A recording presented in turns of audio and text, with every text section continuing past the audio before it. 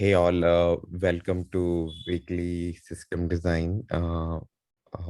Today we are going to do notification service. This would be a open discussion, would be leading, and Rabani is going to lead that open discussion. So I think everybody can discuss their viewpoints and thoughts in this, and but Rabani would be the lead of and moderator of this. So with this, I would like to hand it over to Rabani. Yeah, hi guys. My name is Rabani. So last week we had an open discussion on Twitter search, and it was quite insightful. So I thought maybe we should do something on the same lines with the notification service.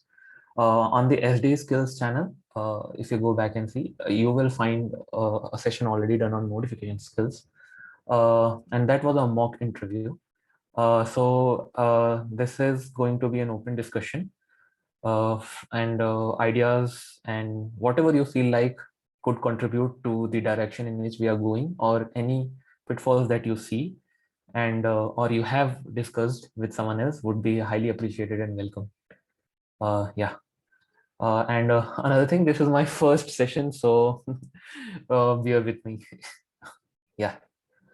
Okay, so let's get on with this session. So the requirements, let's start with the requirements that what we usually seek out of a service, whose primary job is to notify a bunch of people, be it systems, through different methodologies, be it over HTTP, be it on the form of SMS or email. So if we start with the requirements,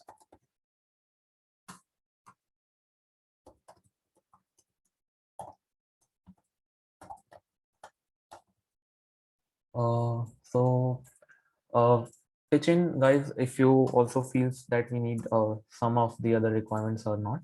So what we at the first, on a very basic level, we get an input from the client, and for a client for a particular topic, and we need to notify a bunch of systems, or Rabani, let's say, yeah. increase the font. Can you increase the font a little bit? Okay, okay, okay.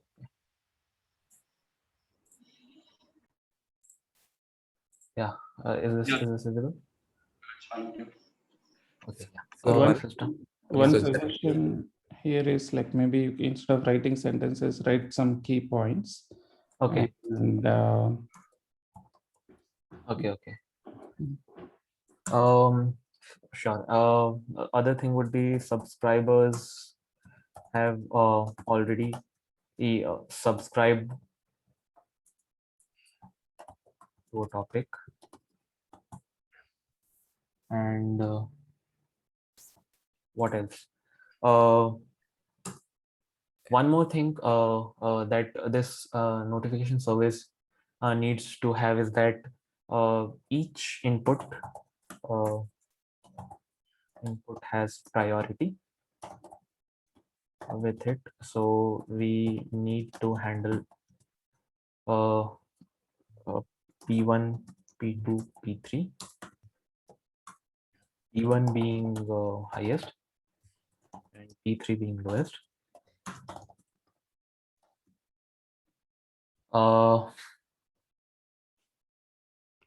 The method, what else? The method, how am I going to deliver this notification to all my systems or the subscribers, is that, let's say we deliver it over email and then API call or HTTPS. so Rabani, I Yeah. so who is my customer here? So generally, I think that's the first question I ask myself: who is my customer and for whom I'm going to build this? Yeah. So our customer here are two people. So one is other systems that are relying on a particular notification to kick in something that they want to do. if something happens on the systems that they have deployed. No, so that means you're telling like we are building this as a very general notification service. So any two parties could come in, Yes, the yes, publisher and the subscribers, and can onboard on the system, and they could get. So this is like this might be a cloud service then. That's what. yes, Uh, yes, okay, so the yes, scope is like anybody.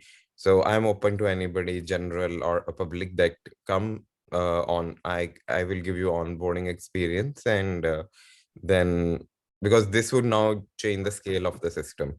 Like say yes, we are only building this for some app like Facebook or something, then the scale would be different. Then the problem space would be like only Facebook would be using this, or somebody other app.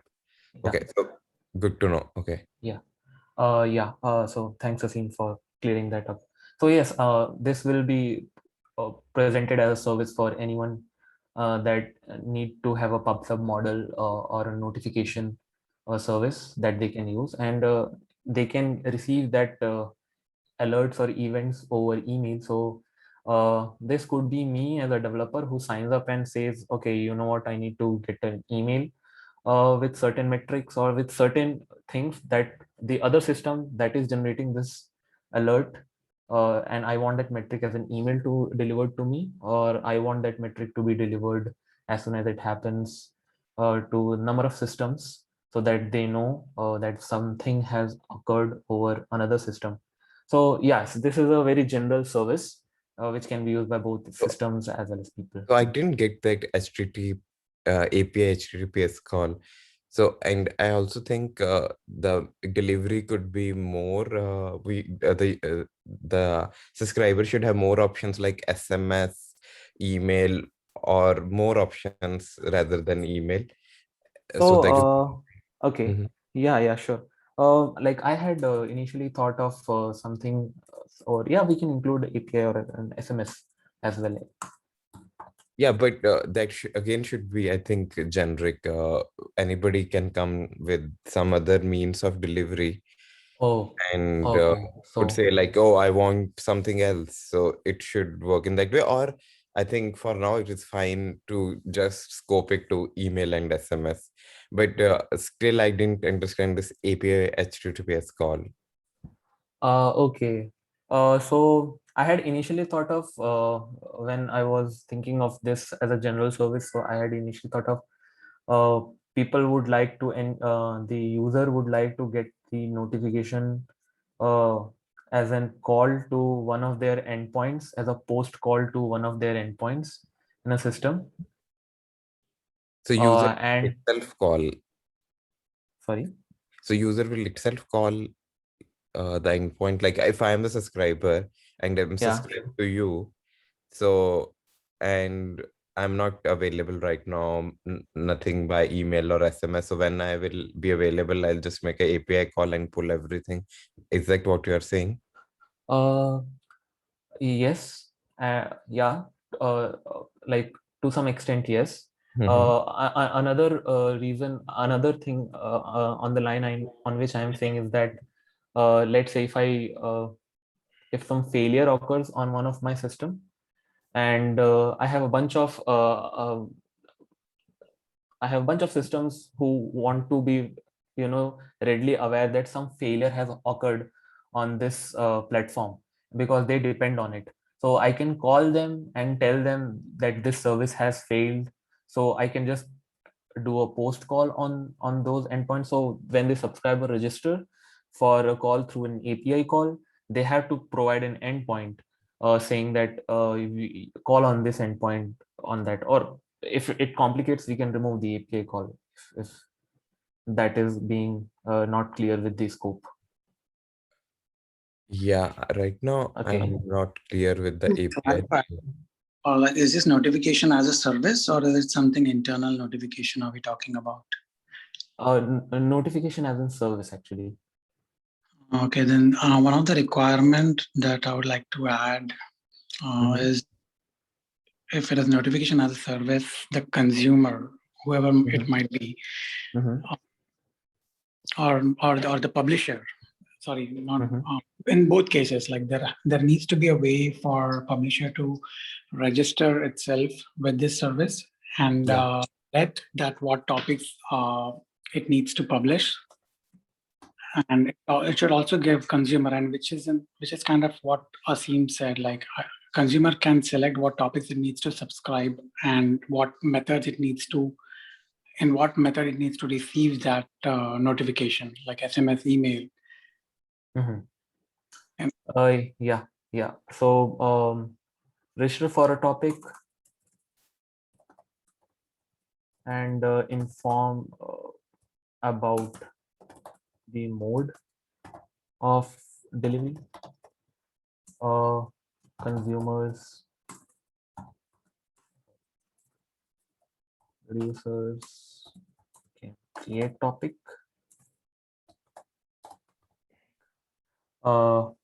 Yeah. So anything else anyone wants to add? I think, hey, Mohammed, I think I see your point in your requirement for adding API. I think Yeah. maybe I think we folks know we completely did not understand. Correct me if I'm wrong. The subsequent dependent applications for any particular workflow, if they are dependent on the particular notifications, the SMS email is only for take a message to the users, right? No, Yes. but Yes. if there is like any instrumentation automation done to for an end-to-end process flow, the notification services should be able to send the output to the dependent downstream applications that they can do some kind of processing Yes. from there, right? So I think that That's is where correct. That was my API make origin perfect idea. sense actually. Yeah. That was my actually original idea, which with which, but yeah, we can take it up. I think even if we add an API, we won't complicate much. So let's start with notification over email and SMS, and then we can We can slot add in the API. Yeah. If you Yeah. have the design in your mind, I think let's go Yeah. ahead with that. Yeah. No issues. Great, thank you. Yeah. Okay. So anything else anyone wants to add regarding the requirements that we can have with such a notification service? So to summarize uh, so what we have discussed, like producers can create the channels or topics, whatever. They would Mhm. put messages or notifications in that, and whoever is subscribing would get notified based on that, right? Yeah. So how about if the or might be that could be non-functional, like how long will keep the messages? Yes. So I have decided, like I have this like thought about that. We will keep a message for around 30 minutes. 30 minutes. Yeah. Or yeah. So if we face any failure, if we are able to deliver outright, we don't save it. So so there are two things here that as soon as message came and I was able to send to subscriber and I'm done. Yes. And other thing is if subscriber is not available or there is some other thing like SMS channel is not up or email Yeah. is not there, then how long will store it? Like for Yeah. 15 days, 30 days? So we need to give a subscriber a chance to wake up. So in that case, let's say on Facebook, if you are not logged in, you will not get notified. So once you log in after 10 days, you will get notified. So do we want to keep notifications forever? Or like if user is coming after 15 days, we don't show all notifications. So we can keep the notifications in the tray for I would say 30 minutes or 1 hour at max, not more than that, is the idea that I have. Anyway, if we are storing the message for a particular amount of time, be it for 30 minutes or 10 days.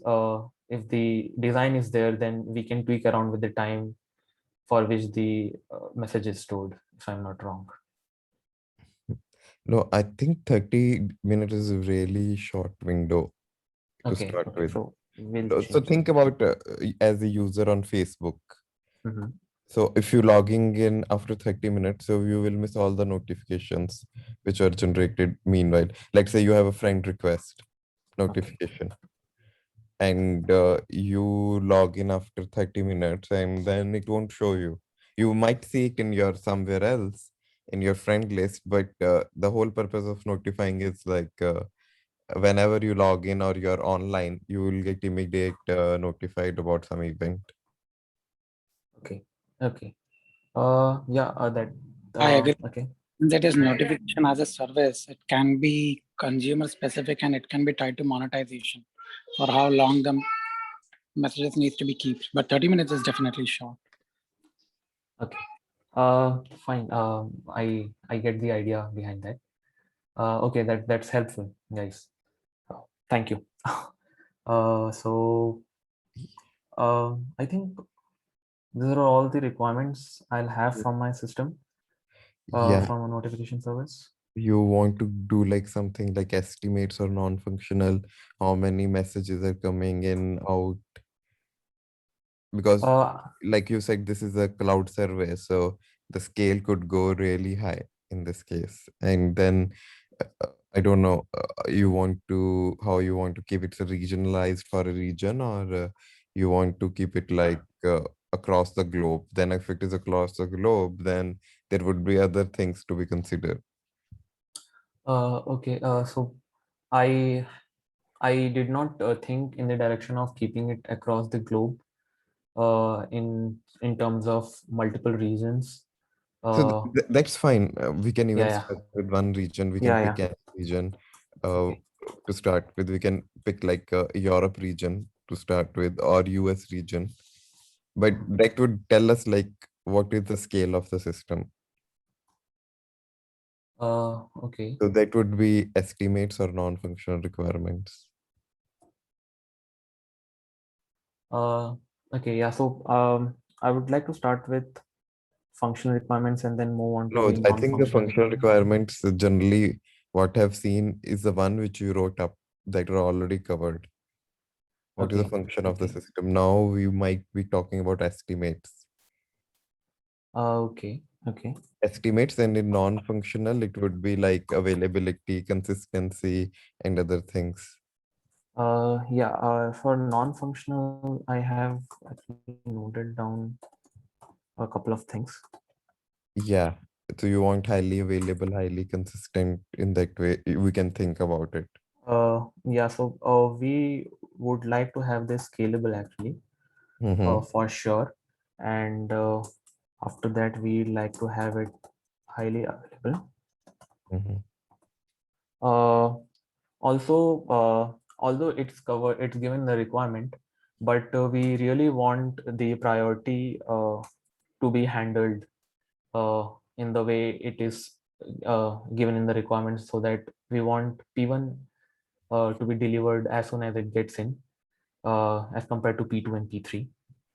So I think that's there in the requirement, so we don't need to have it in non-functional. We can skip that. Yeah, so looks like you have something like priority, but do you think this system should be highly consistent, or highly available is only needed right now?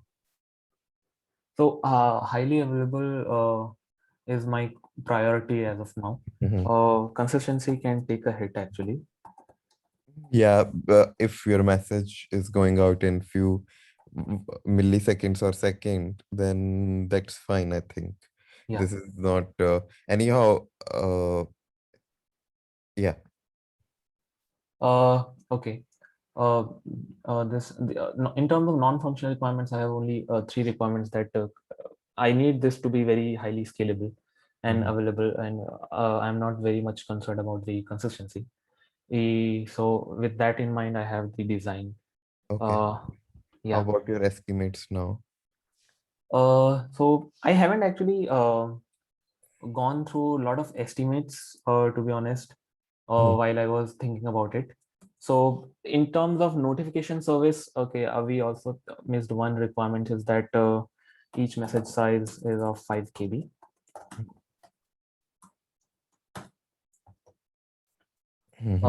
Yeah. So I would like to discuss this. How would you go about with the estimations of a notification service? So Because first of all, how many topics you have, or like that is, or yeah. So before that, how many publishers could be, and how much on average they are sending messages. So and how many subscribers? So there could be like uh, your users, total number of users and active users, and then how many channels or topics you are thinking about. So there could be so many things here, and which can define the nature of the system. metrics, yeah, okay. Yeah, I would add since it's notification as a service, you Uh-huh. can come small, medium, large, and come up with the numbers for that for the customers to choose, because you're going to provide as a service, right? Yes. So So I mean, small, medium, large, as in like we are comparing them with so the like number of for notifications that they will send. you spin up a Elasticsearch, you go to Elasticsearch website and you want to spin up in cloud. So there is a free Uh-huh. tier which gives you certain certain computing power and certain number of messages that you can publish like that, Mhm. right? So Okay. if you are paying, then it's a different system that they spin up for you in the cloud. So since you are providing as a service, I would personally go via that route and come up with the numbers for each type of service that you're going to provide. Yeah, that is a good point. But I think for now, like VT made a good point, but I think right now we can skip going on free tier or this, because Yeah. otherwise we have so many things So many, to. yes. Yeah, I mean, right now we can just go with like one So number. we can estimate. So Asim pointed out quite accurately that we can estimate the total uh, total publishers or producers Mhm. on the platform, right? So, And then so let's say they are your total producers could be like, I think for a like we can start with the or a low ball number, like could be 1 million active total producers okay, yeah, in a day. yeah, okay. And if this is a higher number, we can make it small also, 100 This works fine. We can do that, and we can say that on an average, each producer has 3 topics or 4 topics. Yeah, let's say 3 topics, and yeah, and every producer is putting like 5 messages per minute or second, whatever number you want to pick. So then can we like just do like how many the count of topics and the size of the topic?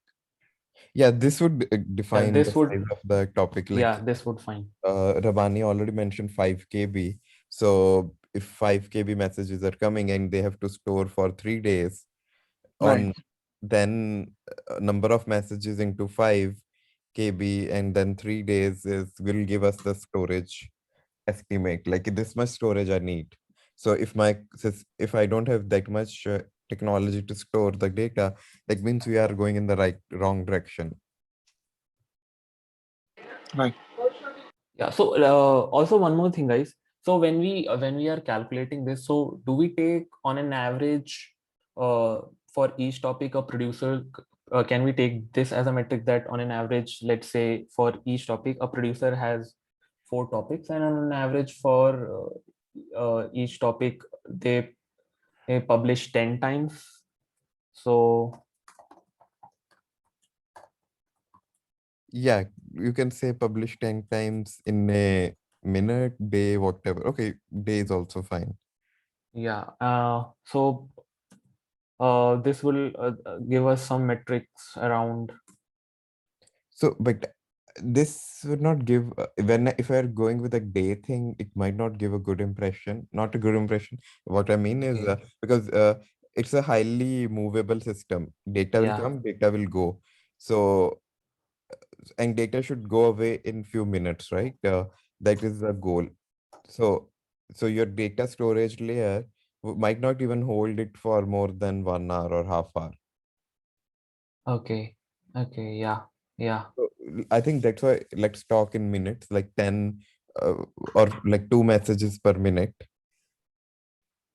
Okay. So in Okay. that way, we can say, see, 3 days is the max time, but our goal is to, it is, our goal is to move the things as soon as possible out. And that means like, I don't want to store it forever. Okay. Okay. Okay. Fine. Fine. Fine. But yeah, so that's what I was thinking. If you are taking 10 times 10 messages, right? Yeah. Yeah. 10 topics. No, you roll 4 topics and 10 messages. Yeah. So for each topic, they publish 10 times. So 10 Okay. messages. Okay. Okay. So that means it would be for one producer, there would be 40 messages 40. per Yeah. minute. And if there are 40 publishers per minute. And if there are 1 million active in a day, so can reduce it by a minute, right? so this would be really I think big number, but still that is fine. You already mentioned the system is scalable, so in terms of scalability, we should be able to handle that. Yeah, yes. So 40 publishers. So that would be 40.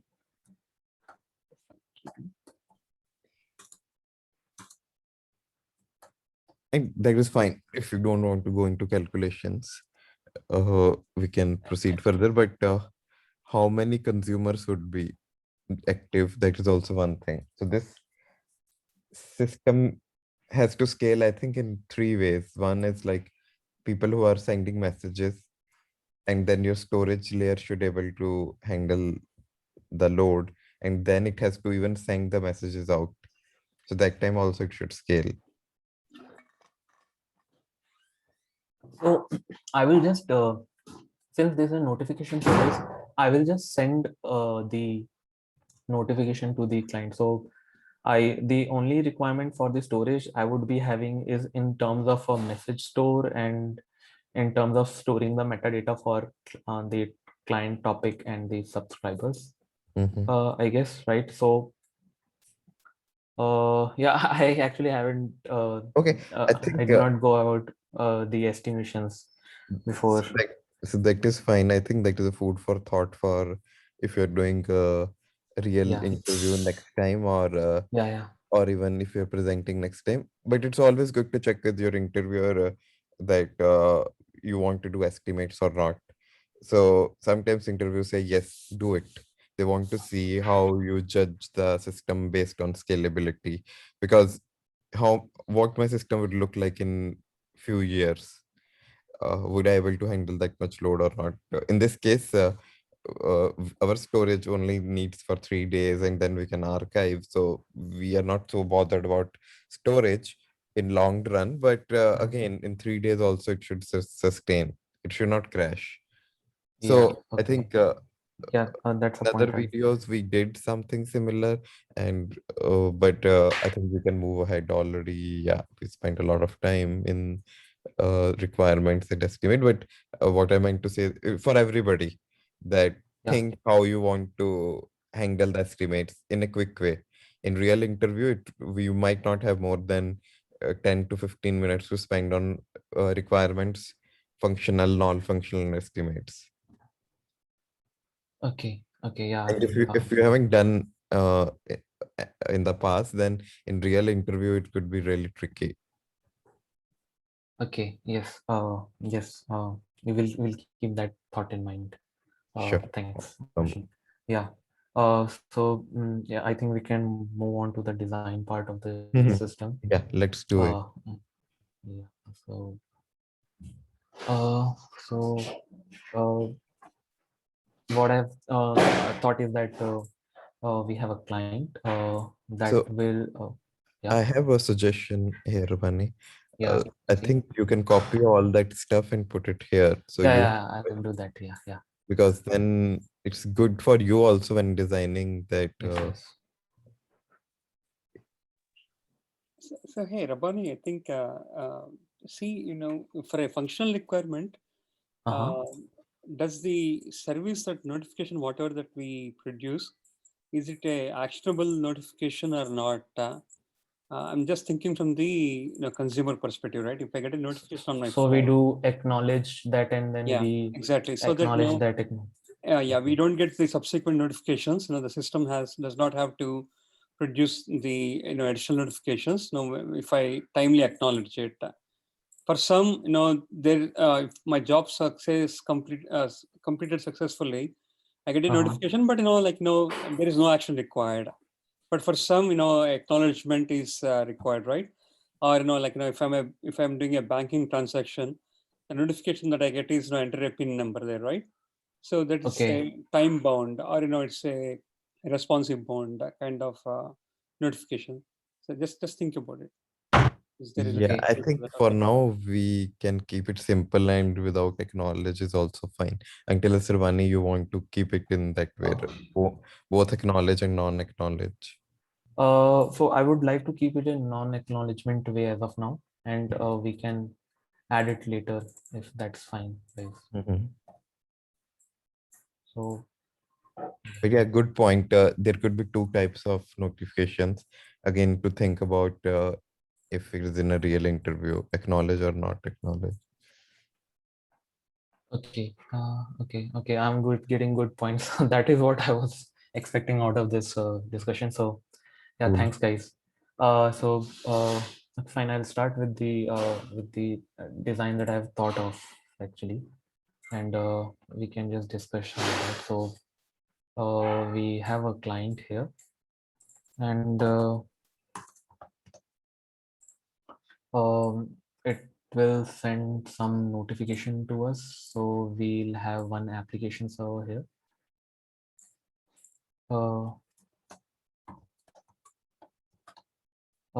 I guess I had noted down some functional requirements in terms of API points, that is create topic with topic name. Another would be subscribe, and that would be you have to pass on your SMS number, email, and then the topic name and subscriber ID, that is your unique ID. Other would be unsubscribe.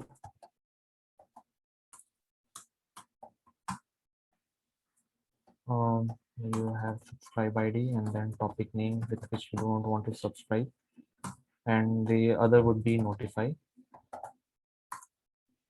This would be the call the producers would be doing, so they'll have to pass in their client ID, the message, the topic name that they want to publish to. So these are all would be the endpoints that I'd be having for this service. Do we want to add any more endpoints or do we want to tweak any?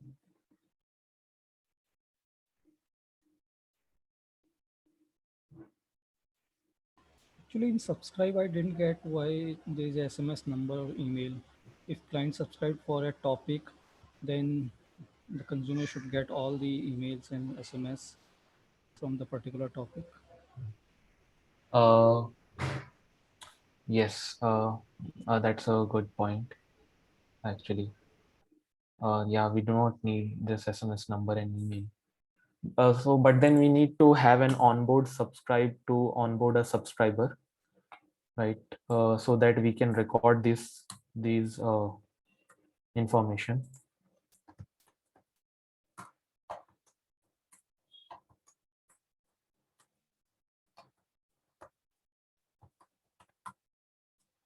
and then have,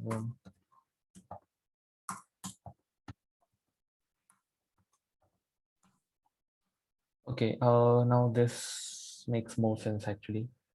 Are you allowing the user to create a topic, or existing topic can be user subscribe? So am I allowed? No, subscribers cannot create a topic, right? They can only subscribe to a topic. Then Clients can create a topic. API name should be changed, right? Subscribe topic instead of create topic. So Third if a one, yeah. client wants to create a new topic, then they should be able to create, right? If I let's say I'm already a client and I want to create a new topic, I need to have a method to create the topic, right? We can have onboard client as well. So take client name. This looks, any ideas, guys, or if you are seeing any gaps? So create topic totally altogether, it will be create lots of overhead on the system. Okay, so you have to take the topic string, then you have to run the create a mapping, all that, right? So are you going to do like that? I am not getting the question, share. So in the use case scenario is that I have created a new topic and I would like people to subscribe to that topic, and whoever has subscribed to that topic, any message sent to that topic will be received by them. Yeah, that's what I'm thinking. But create topic means user also can allow to create a new topic. Not right. I think who is a valid producer can create a topic. So, and I would say to folks, don't think as a Kafka topic. This could be different. So Yeah. topic in that way is I would say it's a channel. You are using my service. You can come and create a new channel as a user, and where you can start putting messages. As soon as you create a channel or a topic, we'll give you a topic ID. So you can post messages in the topic ID, and then who is subscribed to that would start getting that notification based on the information they provided. Could be SMS, email, or whatever. So I think that is very high, in a very high level and simple way. Like anybody can come and create a channel, put messages, and then anybody who has subscribed will start getting that. Is that fine, Shreyas? Yeah, it's clear to me. Yeah. So I have a question. I think I joined a little late, but the question is that how do we ensure that are we ensuring first of all that every notification is going to be received? Is that part of our requirement? When you say receive, like Okay, so let's say the client is not online right now, right? So internet permission or internet issues or something like that. Right. Yeah. So in that case, are we assuming like all the notifications are going to be eventually received, or is there any consideration like that? Yes, if you see in the requirements part, we will save it if we face any failure in terms of delivering the notification for a particular topic to a subscriber, then we will retry it actually. So yes, that is a consideration in the design. Okay, right. And is order one of the consideration? Like it should be ordered only. So Rabani has the requirement of priority, but I think yes, Rabani, there could priority and order could be different. So let's say you have two messages of same priority, but does the order matter to you? That is one question. I think Yeah. for now we can go non-ordered. Yeah, actually, it is non-order actually, but it's just that the priority should be handled. So Okay. if I am getting P1 and P2, P3, so all my P1s should be given to me on priority. Okay, understood. Okay. Yeah, hi Mohammed. How will subscriber get to know about the existing topics? Should we add an API for listing topics as well? Yeah, that's a good point actually. But so they want to, then they have to give the client ID. So if they want to get all the topics from a client, and then they can revert back with the topic to, yeah. So that's a good addition. Yeah, that's a good addition. Yeah. Yeah, and I was going to say that we might need to add a link or mapping between subscriber to the topic. We have an API that does the subscribe with the onboard API is there, onboard subscribe, which does with SMS number and email, but that particular details or records like SMS or email ID, which topic they want to subscribe for, right? They don't want to subscribe for all the topics in the server or likewise. So we have that call for subscription. If you want to subscribe for a topic, then we have the call for that actually. Yeah, but then how does that tie to user? I mean, there is a subscribe API, right? Which has a topic name and subscribe ID, but that doesn't tie to user, right? That is not mapped to user, does it? So they are sending a topic name actually. User as in the person who's producing these notifications? No, subscriber. I meant subscriber. For example, XYZ subscriber wants to subscribe only for events or topic, which is named as let's say ABC. So where are we mapping them like XYZ will only get notifications from ABC? Where are we tying that? So that will come in the design part, that we will be storing that information in the database, and we'll have that information stored as to this subscriber has subscribed to which topics, and then it's only for those topics he will be getting the notification. So we have that mapping in the database, right? Okay, cool. So what is the meaning of third row then? So I think what the question pointed out was that I think we can also include a client ID with which you want to subscribe. So the third ID is like onboard subscriber, right? Yeah. So what is that API? Who uses this API? So if you want to add any person, if you want to add a subscriber to the notification system, but yet we do not want to subscribe. So it's not important that as soon as you get onto the system, you have to subscribe to a topic. And even if you subscribe to a topic, we need your details or where we need to send these notifications. So that onboard endpoint is going to handle that. No, but for one topic, there could be millions of clients or customers, right, who should be receiving these via SMS or email. I think that may be the same question that the other one had before. So how is that dealt in the API?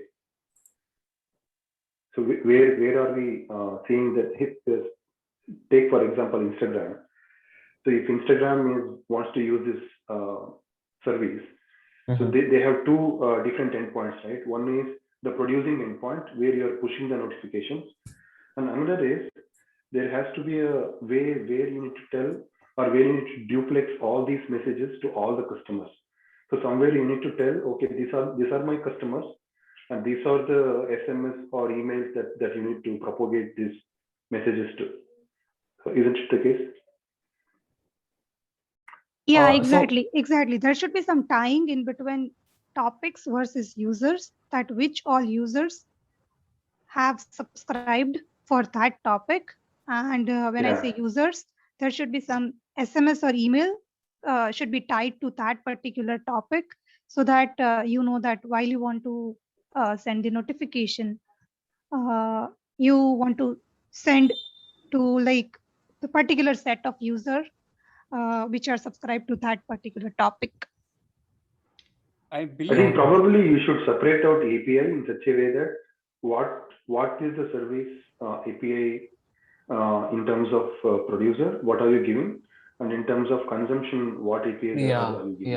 Okay, yeah. Maybe if you have logical separation, maybe we can. Yes. I think Clear Rabani it is out. still in the requirements I gathering. think this phase. is API discussion, So once he comes not to requirements, right? once he comes to the design phase, I think he'll design the user I data. thought this is the API preferences. discussion. Huh? I'm sorry. I thought this is the API level discussion we are doing, not requirements.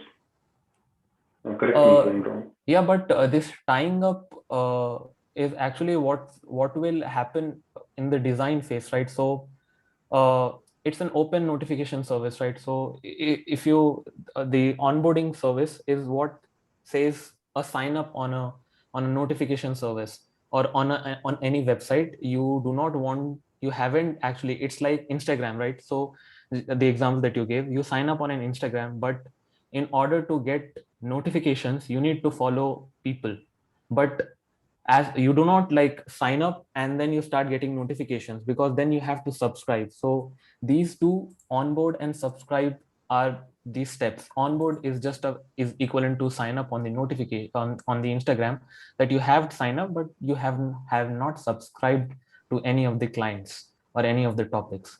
But on subscribe you say that okay fine, I will subscribe to this topic from this client. Is it clear, guys? I still feel something is disconnected. I'm not sure. Maybe as you can go ahead, maybe it will be clear. I'm saying with respect to API level, because requirements we already discussed, right? So with respect to API, what are the APIs that we are exposing out of the service?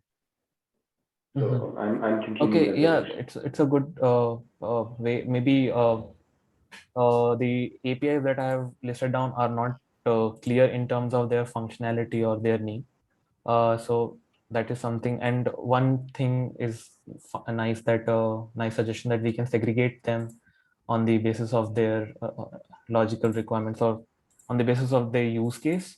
So we can have the client ones here that would be used by clients.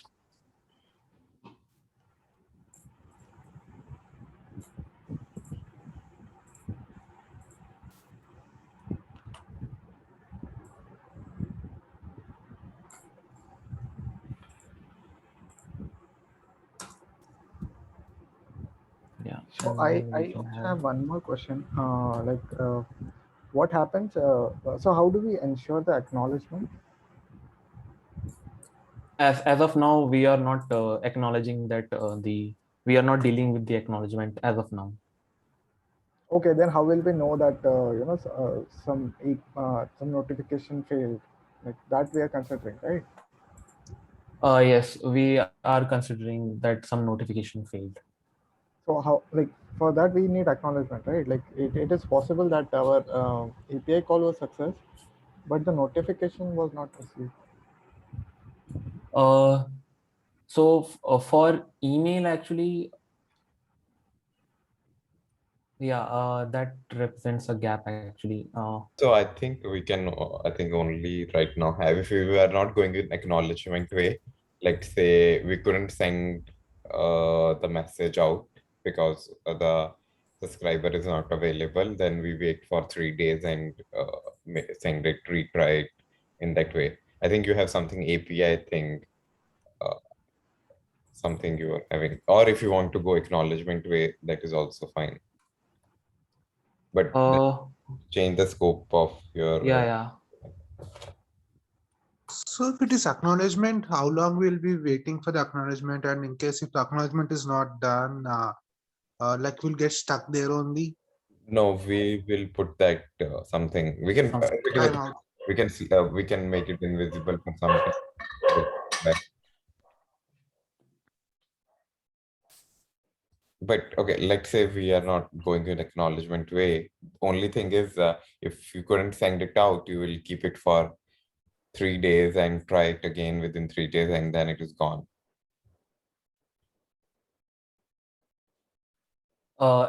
This failure was what we were handling is that if the system fails, or if the underlying service fails, then we need to retry that. So,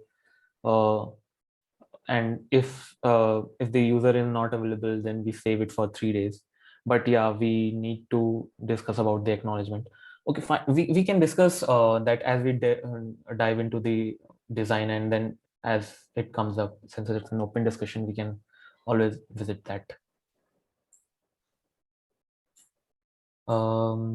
Okay, so if we look at the design, I would say from a very high level view, we'll have an application server which will host all these endpoints, and to make it highly available, we can have multiple application servers behind a load balancer, so we can have more than one application servers actually. Yeah.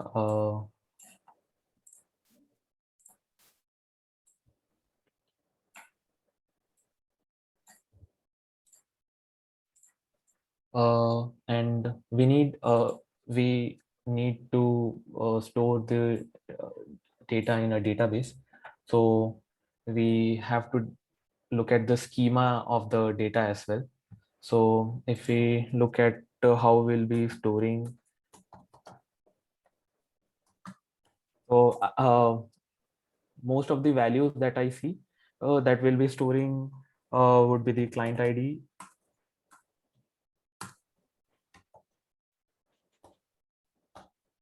so it would be client ID, topic name, subscriber ID.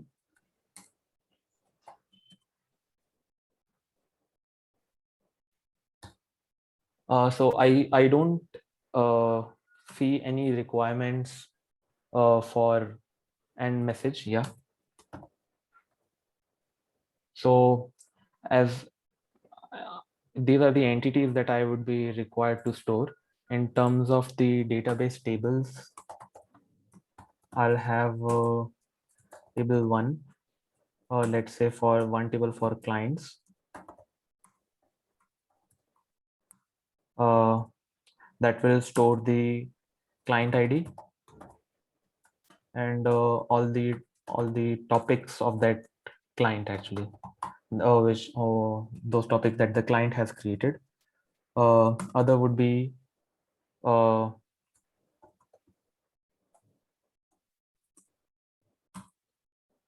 subs list. So let me name this table as subs list. So this will have topic name and the subscribers that are, and the subscriber that are subscribed to the topic. And the table 3 would be these are not tables in terms of RDBMS or relation database. I'm just talking about the schema. It would be subscribers with their relevant information such as subs ID, email, and then SMS number. So if we look in terms of the database that we might have to use, I don't really see the requirement to have a relational database. We can, so relational database, they mainly are used to make sure that we follow the asset principles and there's transaction. So I don't really see any requirement of that. Neither do I see the requirements for complex joins. So I would say I would go towards the NoSQL way. So people can pitch in if they feel that we can also use the RDBMS. Plus, this is we are designing a highly available and scalable system. So with NoSQL implementations, we do have the option of scaling very quickly and massively. So that is where I am leaning towards. In terms of NoSQL, we have document type, we have key value, we have columnar, and we have graph. So out of these two requirements, out of these 4 types of NoSQL database, I'm thinking of going more for either key value or columnar. So this is what I am thinking. I was thinking an alternate approach. Maybe I'm not sure if I can. Go ahead. What if you embed the destination within the message itself? Why do you need to store this and give access to the, because this will be accessed by, this table will be accessed by the service provider, right? I mean the service provider who is giving service of notifications, or he maintains it. Yeah. So yeah, the underlying service would be calling, our application server will be calling this database actually. So I was just comparing this with my idea of embedding destination details within the message itself. Okay. So you mean no SQL database at all? No, you may still need a database just to keep track of like delays and acknowledgement loss. You may still need it in the on the delivery end, but one advantage I see is like you don't need to look up this table for every message.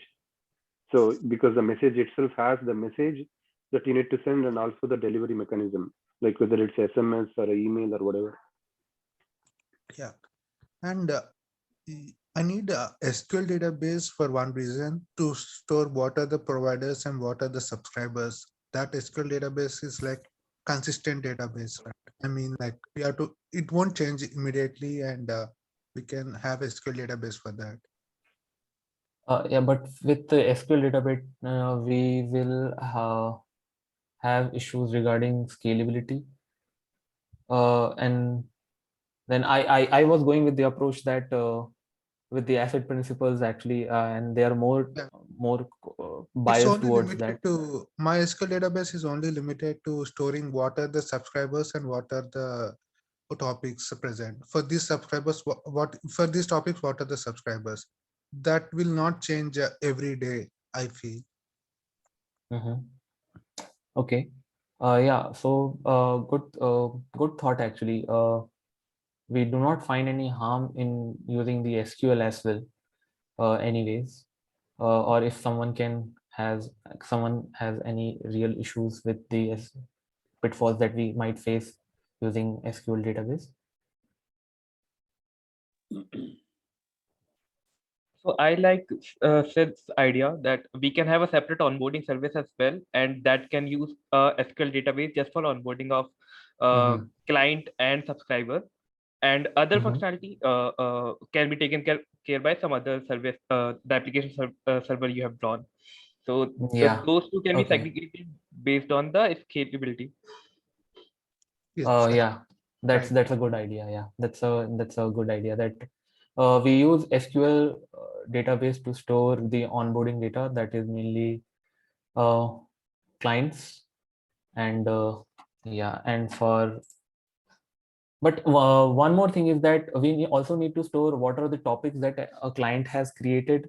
So with that, we would require NoSQL database or a columnar database, because then you can have a parent column with the client ID and all the topics that the client has already created. So and that's the idea actually regarding the choosing key value or columnar, is that we do not have to store the same value again and again if we were to use an SQL database. So that's the main advantage that we would have of NoSQL actually. But yeah, it's a good point that we can, it's a perfectly viable option that we can use SQL for storing the user client onboarding and subscriber onboarding. So what's the disadvantage of using a NoSQL database for that as well? For the subscriber data. So Like I don't I don't actually see any disadvantage, to be honest, with using a key value database, NoSQL database. It perfectly makes sense that we have a key as a subscriber ID and we have a value such as the SMS and an email actually. Yeah, that is also can be done. Yeah.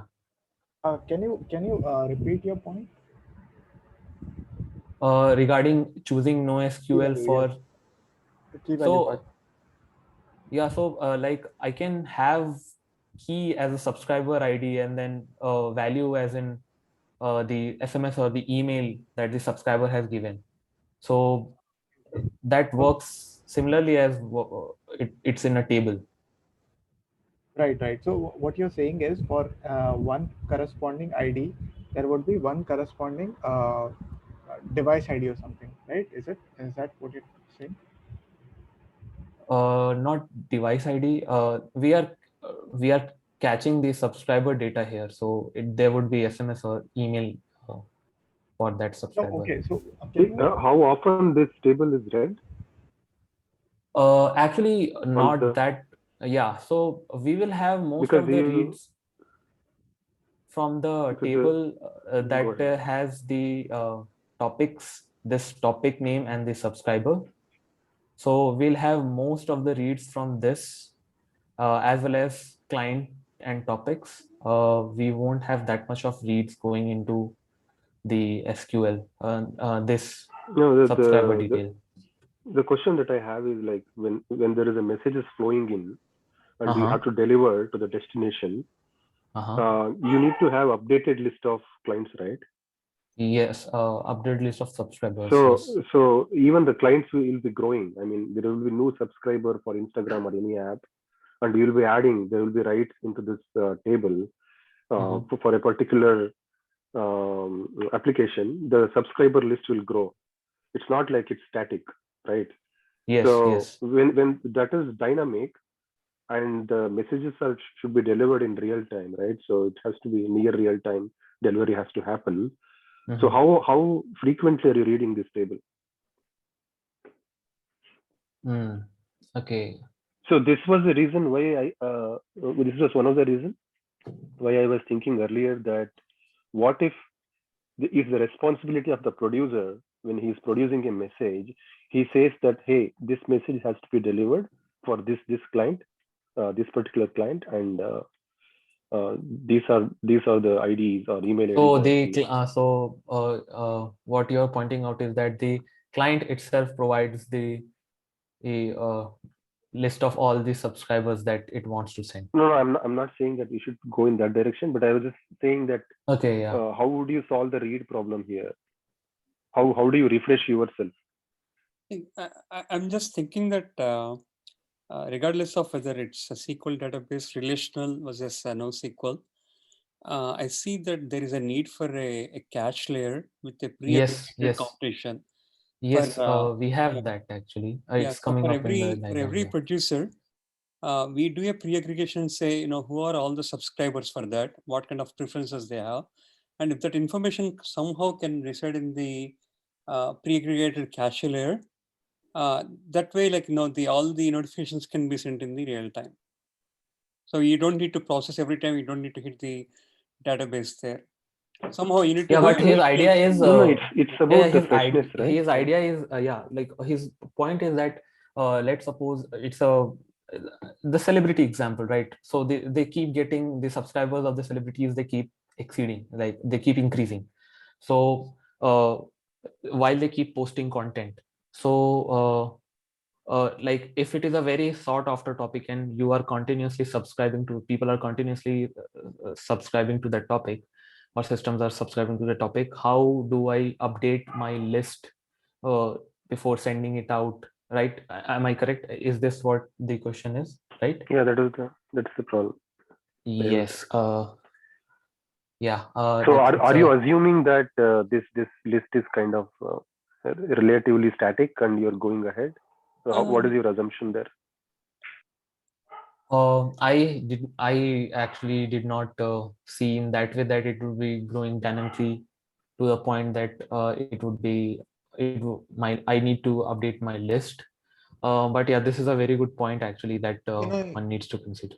Can I go with an approach? Like, let's say the subscribers growth is increasing rapidly or decreasing rapidly. You can store in the cache memory and cater that request for time being, and have some scheduler job to pull the cache memory and insert into the database. Is it the right solution? Like, but that becomes volatile, right? Yeah. You might lose subscribers then. Okay. No. I think. See, this is what I'm thinking, right?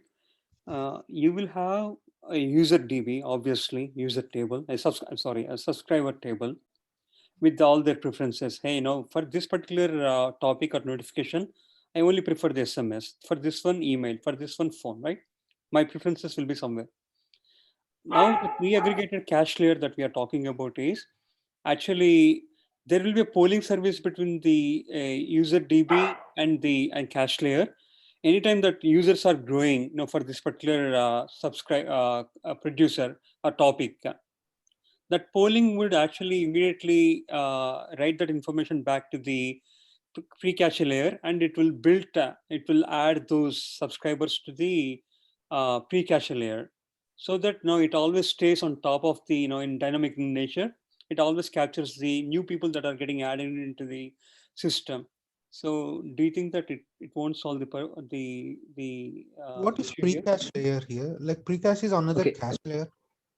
And pre-aggregated cache layer, but pre-aggregated. I meant to say that you don't build that, like every time that you get a producer message, a notification topic, you don't every time go back to the database and and pull all the subscribers there, because so that would fall within the scope of availability, right? So that if you subscribe to a channel, if you subscribe to a topic, you are bound to, if it is a very high available system, then you want the recent subscription to that topic as soon as you subscribe. Correct? That would fall into the being very highly available for anyone. Is that classification right? I think this is not, maybe it serves for the highly available, but this is for the basic functionality. How does a notification being sent over to all the subscribers that subscribe to the system? So there has to be something between databases and the notification services, a layer. So we can, if we can proceed with the design of we are going in a lot of directions, guys. So, and why I highly appreciate the input. This is what we have the session for. But okay, let's try to move forward, and then I guess some of your questions will be answered, and if not, then we can delve down to that. So if it is fine, can we move ahead, and then we'll visit to the topic, because we haven't gone to this semantic where we are accessing the database. We had just designed this. We have just chosen what sort of database we would like to work with, and how the schema in those database would look like. And we haven't discussed how it would be accessed or how it would be updated. So I guess if that's fine, we can move ahead. I think you can go ahead. Maybe you can just state your assumptions. Otherwise, the questions will be popping up, and we may end up in different directions. So I would like to finish up with the design part, and then we can point out where could be the bottlenecks, or where could be the system might not behave as we are expecting it to, right? So coming on to this design part, we have the application servers, and we have our database here. So I would say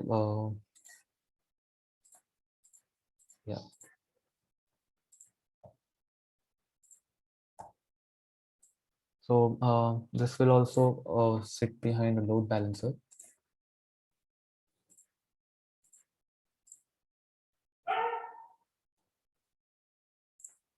And we will have a cache layer in between these.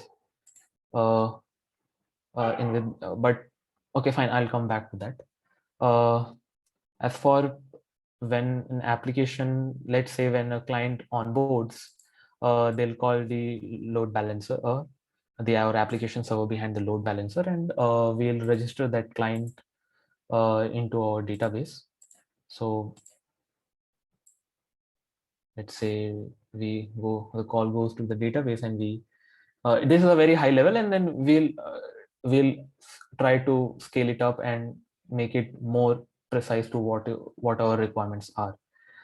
So when a client wants to onboard, they'll call the application server, and the application server will note down their details, that is the client name, and it will give it a client ID. So in the schema, we'll have a client name and a client ID as of now. So now similarly, the create topic API. So when a client wants to create a topic, so it'll do the same call, and we store the same information in our DB corresponding to the client ID and the topic name. When let's say when a subscriber wants to onboard, it would be same. They will call the application server, and we'll note down their SMS number, email ID, and assign them a subscriber ID. Going on to our second topic, second API, the subscribe. So they will have to pass in the topic name as well as the client ID actually in order to subscribe. So they can use this list API, which someone suggested. It's a good addition to list all the topics of a client they want to get, and then they can use this API to get to know the topic name that they want to subscribe. But I guess to someone who's using this notification service, they would pretty much know beforehand which topic they would want to subscribe. But yeah, this is an addition that would like to add. Now coming on to how we'll notify if the client wants to notify with a message. So they will call this application server with their client ID, message, and then topic name.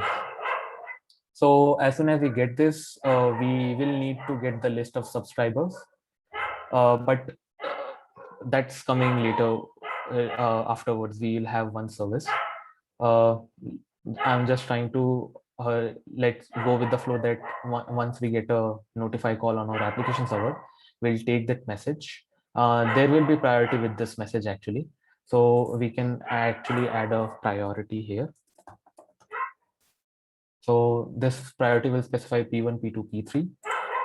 Now, in terms of handling these, I will have a message store in terms of queues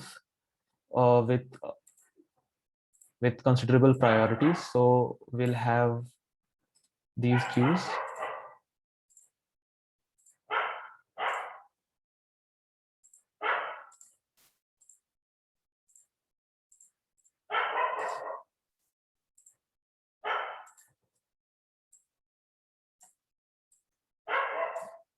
Each queue will be having like each queue will cater to one priority. So this is the P1 queue, this would be P2 queue, and this would be P3 queue.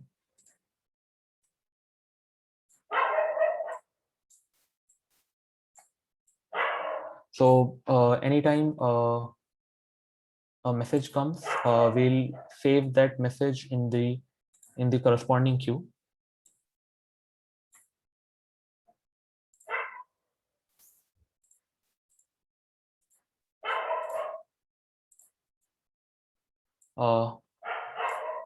And then in order to send that message to the list, to the subscriber that have subscribed to a topic, we can have a sender service actually that will do the task for us.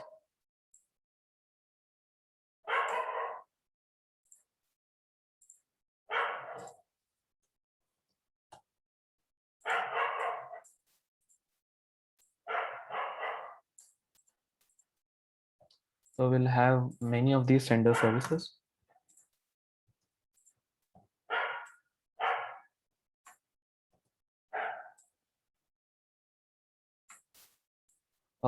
Yeah.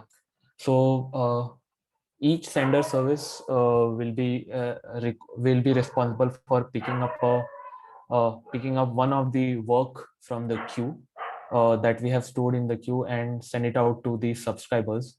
So how it's going to happen is that we get the message from the client, the application server creates a job and it puts it in our queue based on the priority. So it gives us to this load balancer, and this load balancer on our distributing server or based on our priority, it will give it to P1, P2, P3. Now these sender services, they are also sitting behind a sort of a load balancer, which will delegate some work to them.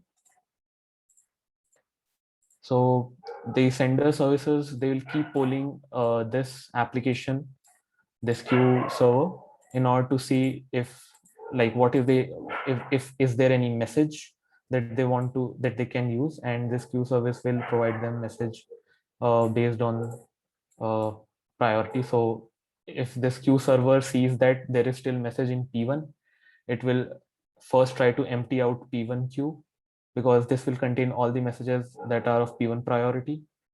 So this way the senders will get the messages as per their priority by this queue service, and the senders will they will have thread pools or executor services, thread executor services, where each executor service will be responsible for sending a message through email or yeah, or sending it through SMS.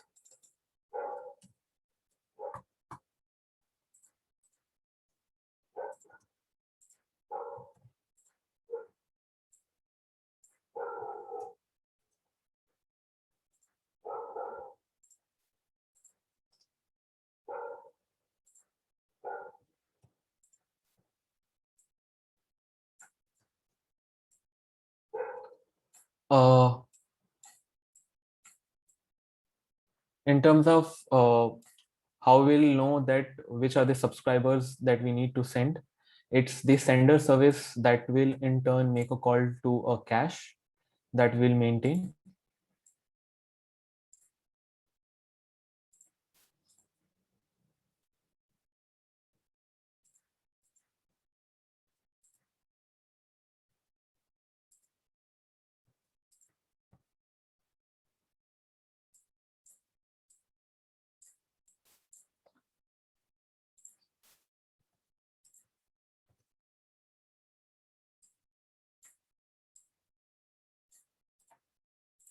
Yeah, so this sender service will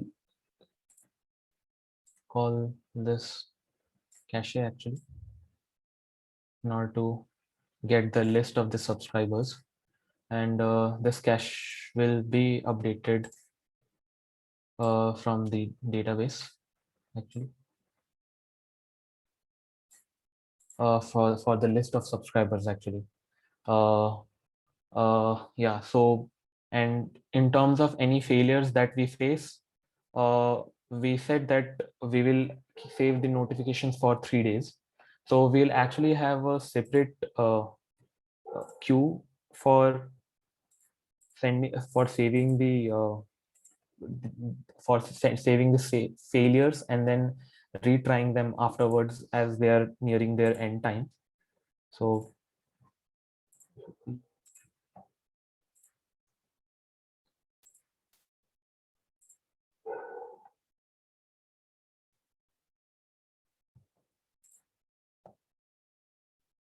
yeah.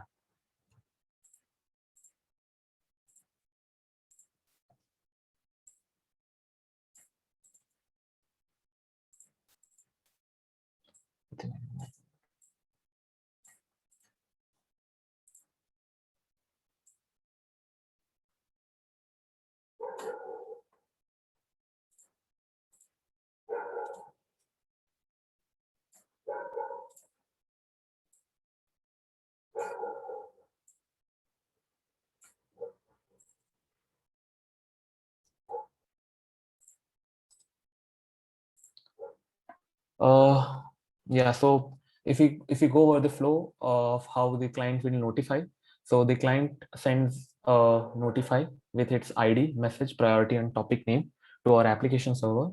The application server creates some sort of a job, or it stores that message. We store that message in our message store. It is the priority queue based on the priority.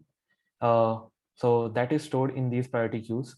Now our sender service will always keep polling the priority queue service to see if we have got any messages in there. So this service will always first try to give empty out the P1 queue. So for any request, as long as there is messages in the P1 queue, those will be sent out first. So on and as like when a sender service has been given a message, we can sort of lock it here until the point that the sender confirms that, okay, yeah, I have sent it all. So we can remove that from the queue. If not, like if the sender service dies or the sender server fails, then after a prerequisite amount of time, we can release the lock for any other sender service to pick it up. This might result in some duplications, but we have covered that we are fine with duplicacies. We just want the notifications to be delivered. So in that way, they'll be delivered. So as soon as the sender gets a message from the queue, it'll look at the topic name and as well as the client ID. It will ask the cache for a list of subscribers list, and then on the based, it'll get the list of subscribers and it'll spin up thread pools for sending the messages or notifications via email and then via SMS. So this is what I initially thought of when designing this as per the requirements. Do you guys have any questions, or now do we see any pitfalls, or am I able to answer some of your questions? I have one question here. In the priority key, you are maintaining the messages based on the topic, right? No, this is based on the priority. I'm not saving them based on the topic. So suppose, okay, you it is user-based message you are sending, or on a topic-based message you are keeping on the priority queue? I didn't get your question. On the mouse pointer, you have queue, right? All three queue are there. P1, P2, P3, three queue are there. Yeah. So this contain that messages based on the topic, right? Yeah, they contain the messages. Yeah. So it's not like that P1 will be containing only topics towards all the messages for just one topic. P1 will be containing all the messages from any client as long as it's P1 in priority. Yeah. So don't you think it is the bottleneck here? But because what you are doing is that you are picking up one messages from the priority key to keep on trying sending. If message till it is successful deliver, then till the time that queue is locked, right?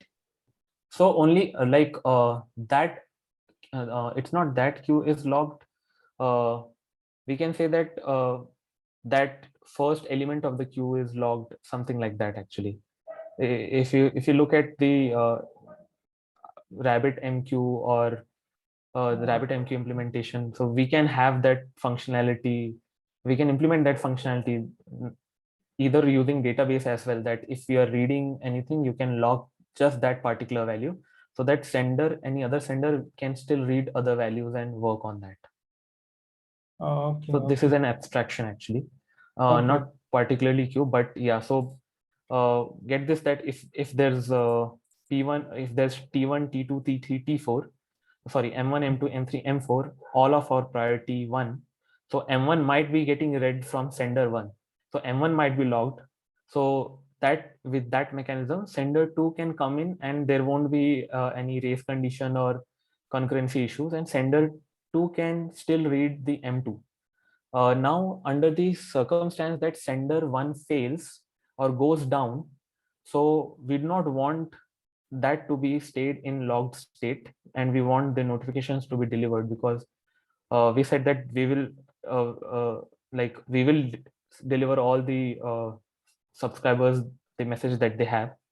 So we will have some timeout, and after that we will release that lock actually, so that any other sender can now pick that up and keep working.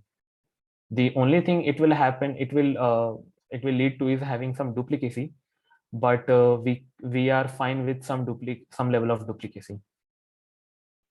Okay. So what is it other queue are doing behind that sender queue are there? Yeah. So let's say if you are sending to a particular subscriber, it is that this was designed with the mind that we will have failures when we are sending. So even now, if we have to save the notification for 3 days if it is unsuccessful. So we'll save this in these queue with a timestamp or with a timer. So the sender service will also poll these queues to see that if there is any message that is nearing its expiration, and then it can pick that up and send it again. So this is only for like, this will store email one and this will store SMS one, or Okay. we can just do just one. We'll have like both. We can also do that. Okay. So in this case, we don't require to log any message on this first queue, 3 queue you have maintained, right? You just pick up the messages from there and keep it in this bottom of sender queue. And after it's successfully delivered, then delete from the queue. Okay, if not delivered, then you keep on trying from there. So you are saying that we read it from here, we do not lock it. Yeah. And if we fail it, we save it here. Yes, right. No, we save it here and try from sending from there. If it is successful, then delete the message from the same bottom of the queue. Otherwise, it is not successful. Then we keep put this message. It can be retried by For 3 another days. sender. Yeah. Okay, yeah, Something. that is also a good idea. Yeah. Yeah, but in that case, you're growing that second queue in the order of how many messages you're receiving, right? But if you just lock it and you just insert the erroneous messages which failed to deliver in that P2, then you're growing it only for the messages that failed. So you would incur less costs. Yes. And there is a basic difference between these two queues, right? I think the first set of queue that you have, the left side, is not multiplexed, in the sense that if one subscriber, you are sending one message for one subscriber, I mean not subscriber, the service, and that service may have thousands or even millions of subscribers. Isn't it? Is my understanding correct? I didn't get your question clearly. When you send a message in the first 3 sets of queues, right? So Yeah. that is for one service, right? And you have to duplex after this, because you are fetching the service, you are fetching the customer ID and email IDs, and then you are duplexing. It's not duplex. What do you call it? Broadcast. Yeah, broadcasting. Yeah. Yes. Yeah. Broadcasting, right? Yeah. The second queue, that second set of queue below, that's basically individual failures, right? It's not like, again, it's not similar to the first set of queues. Yeah. It's not. Yes, that's correct. So this is my attempt to make sure that we still do not have, like, although duplicacy is allowed, but this is my attempt at designing where we can reduce some level of duplicacy actually. Yeah. This one concern I have here is like, this is the design, right? The sender, because one sender picks up a message from this queue, from right? the main queue. Yeah, and for each message, he is the sole responsible for dealing with all the customers for that service, which is like a overkill for this guy. You are not distributing the load there, right? Because for a given service, all the subscribers, mhm. you are dealing it in one single node. Okay, okay. So what you're trying to say is that for, let's say for one topic, one message, I am making one sender as the sole responsibility, as a For all sole the responsible person yeah, to broadcast to all those subscribers for that topic. Is the yeah, correct? yeah, yeah. Okay. So you're not parallelizing, right? There is no horizontal scaling there. So I am actually spinning up some thread pools inside my sender But to still, ease it's up the a task. single node, right? It's a single Yeah, node. it's still single node. Yes, that's correct. And if something fails to that, then how are you going to deal with that? So yeah, so if something fails to that, so there are two ways to address that scenario, right? If something fails in terms of the, you are saying the underlying node fails, right? Mhm. So if that underlying node fails, that message is still in the logged state at the primary queue, and after some time it will be released. So some other sender can then pick it up. But yeah, so I get your point. This might seem as a bottleneck where we are making one sender the sole responsible person for broadcasting to all the subscribers for a particular topic. Yeah, I understand that. Do you have any design considerations for picking that up, for solving that up? Yeah, one thing I was thinking of is when you get a message from the client, right? Mm-hmm. You can actually get the cache there itself, hit the cache there itself, Mm-hmm. and you are fanning out. Basically you are creating all the messages which are fanned out for all of your subscribers, and then pushing that into the queue. Okay, so fanning out in the So, sense that if there are yeah, 10,000, let's say, subscribers, so yeah. I So create. you will have 10,000 messages in the queue. Okay, but So then in that that way, would right, grow the that has size one of my queue. that's okay, because you have to process them, right? You have to, because one of the requirement is to guarantee delivery, right? So you need to have them in the queue. So one advantage of doing that way is, like, each of these messages are independently handled, and you can also have horizontal scaling. Like, any sender can pick up any message from the queue, and you get automatically horizontal scalability. Okay, okay, that is a okay. We can think in that direction as well. So we can also, yeah, go ahead. Yeah, but it is equivalent to same thing here, right? If any sender pick up any messages, then it will be ultimately pull of all the subscriber, and that sender will be sent all the subscriber here, right? It is No, not. as I was saying, that creates bottleneck on one server, right? So one server, how many ever threads that it's running, is solely responsible for dealing with all the subscribers for that service.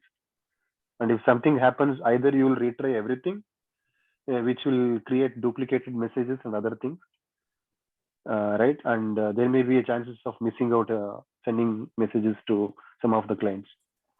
Don't you think in the first approach we'll have multiple calls, like, so we'll have the queue service will have like multiple calls, because I don't feel right about, I don't know, I don't feel too confident about having. So if let's say at a point we have 3 topics, each topic is subscribed by, let's say, 5,000 users. So will we be having 15,000 messages in this queue? And yeah, because you need to guarantee, right? At the end of the day, you need to guarantee that these messages is delivered to people, right? That is also being guaranteed in our first approach, right? But we are having some level of duplicacy in that sense. Not just duplicacy, right? It's not scaling well. It's like you're linearly processing it in one node. You're not parallelizing it. Okay, so I think we can also do it. Yeah, so Prashant, how are we duplicating it and assigning it a different destination in parallel? Can you So what I'm saying is, when the client posts something, right, in the first and the above diamond thing, right? I'm saying, can we do the fanning out there itself? Yeah, I understood and then that pushing logic. it out onto the queue. I just want to know, so while duplicating those messages, the number of subscriber times, how will that server handle it? Means how will you make sure every subscriber destination is provided there and it is not linear, it is in parallel. So how you will do that in parallel? That I want to understand. So now you have, see, these sender services, right? Sender hosts can latch on to this queue, and all the sender nodes can actually subscribe to this topic, and they can read parallelly. Yeah, I agree. It's not like it's not bound to one sender. Yeah, I understood your point that all senders can read these messages and consume in parallel and provide there.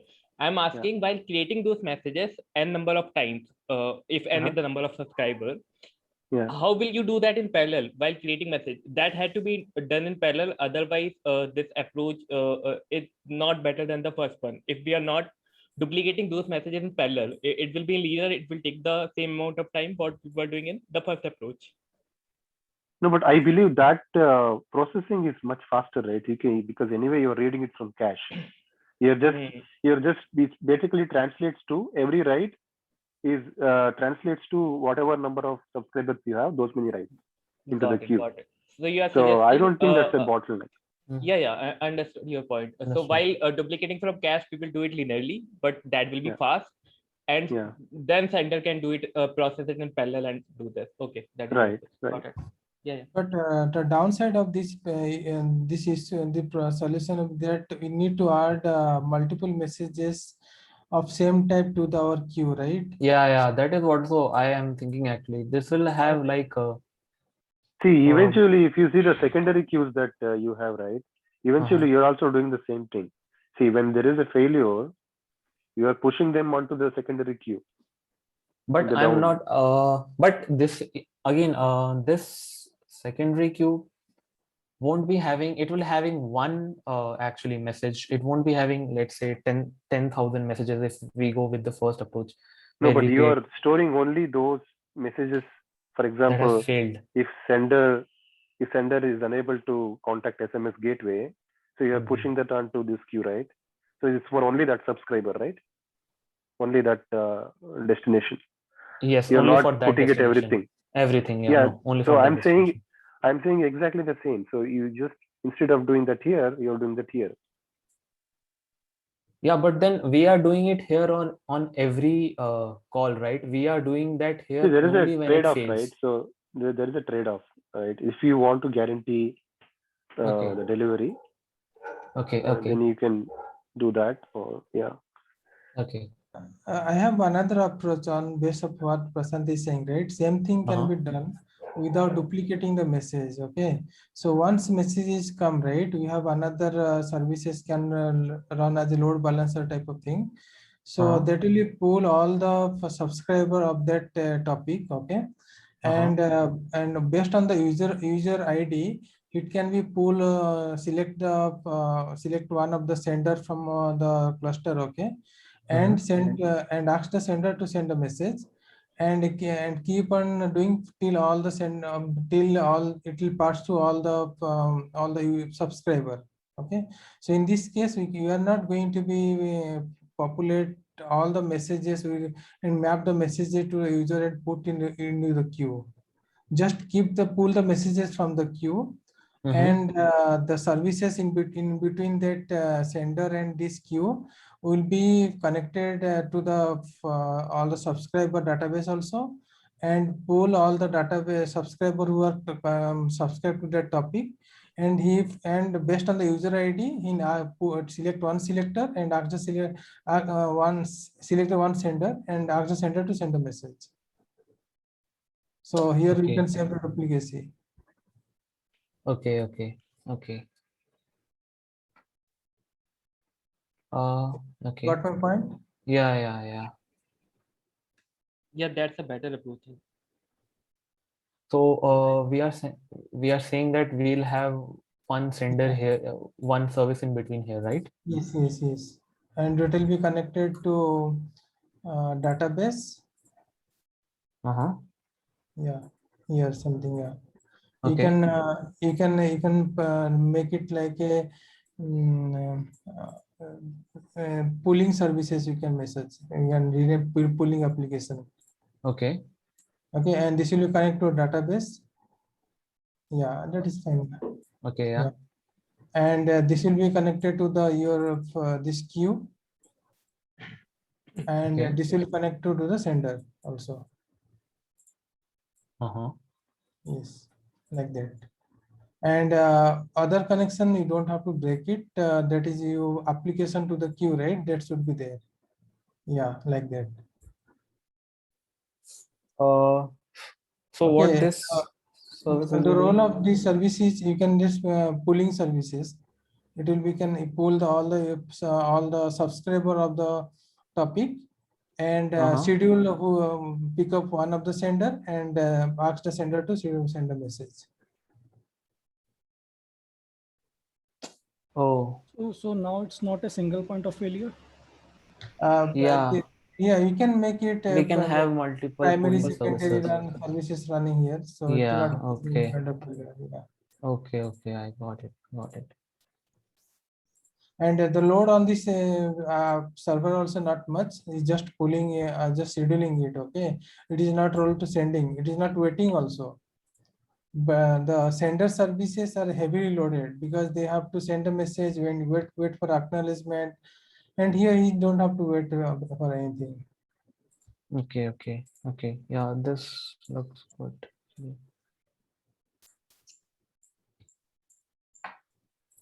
Okay, fine. We'll add that. Any other suggestion, guys?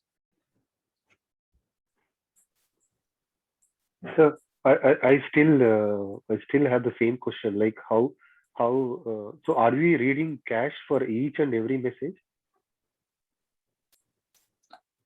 Yes, we are, because we need to get the list of subscribers for. And that's very bulky also, right? It's not like a key value pair, simple key value pair, isn't it? Because you basically have millions of subscribers. For every read, are you reading all the subscribers? So it is a columnar database. So for topic, for every topic we will have the list of subscribers. So we'll get the list of subscribers in just one read. How frequently we do that? Is it for every message or maybe every frequent? So before sending every message, we need to for every message we do that in every message that we get from the client, and not the replicated message that we will put in the priority queue.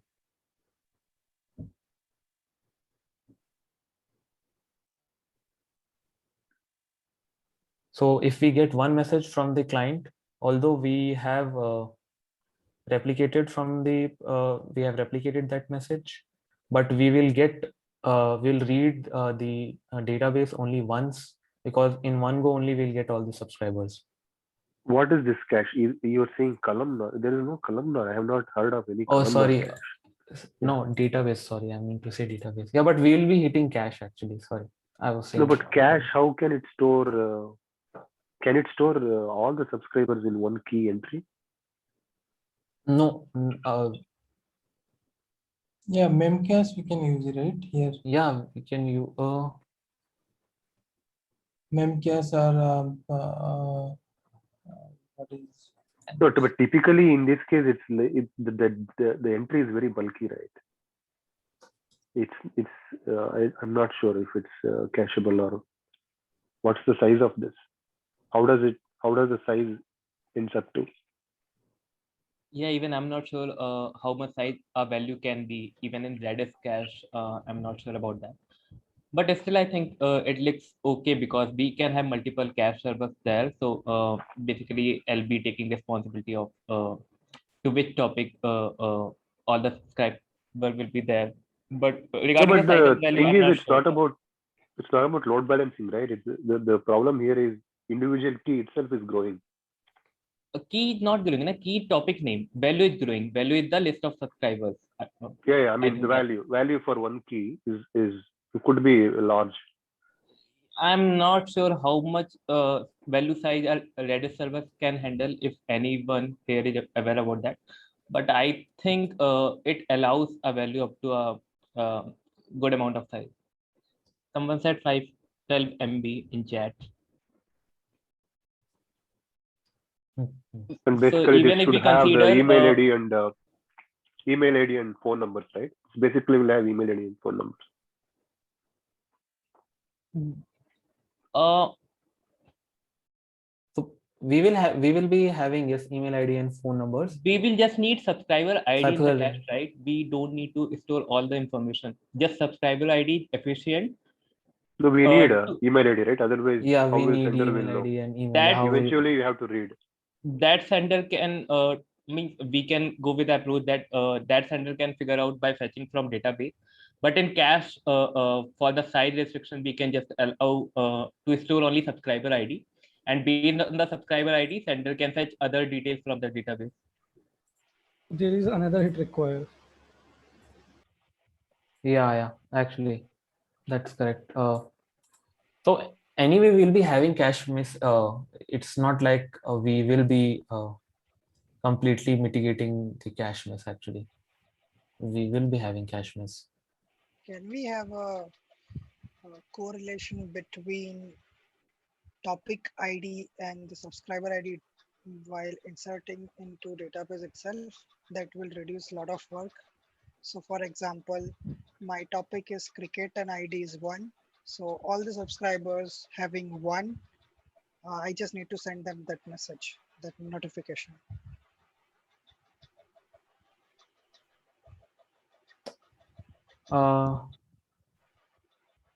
So you want to save the topic information with the subscriber only. Instead of topic name, right? We should have topic Yeah, ID. topic For ID, example, yes. Okay, yeah, yes, cricket. yeah. The topic is cricket, Yeah. and the ID is 1. So in my database, I have a subscriber with 1 value in, let's say, first position. So starting from 1, cricket ID is 1. So all the ones, I just need to grab it and deliver the notification. That makes it really easy. Yeah. So we can have here, instead of topic name, we can have topic ID.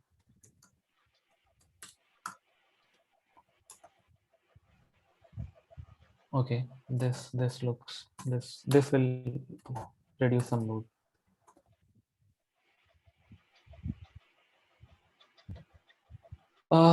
Okay guys, this is what we have I had envisioned in terms of, Yeah. but So I for think we are Yasim, I also on think time. But this I was think we have exceeded time, right? no, we are till 11.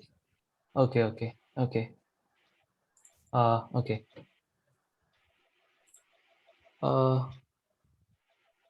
So one thing is, right, I want to, ask you, like, did we design a durable system? Because the primary goal was to deliver the message. So whatever notification we are trying to deliver, it must deliver. So how are we making sure that it is delivered? So the acknowledgement part should be there at least. That's what I'm thinking. Yes. Because in the So, entire session, sorry to interrupt. I need to stop the recording. So, but we can continue the discussion. Sure.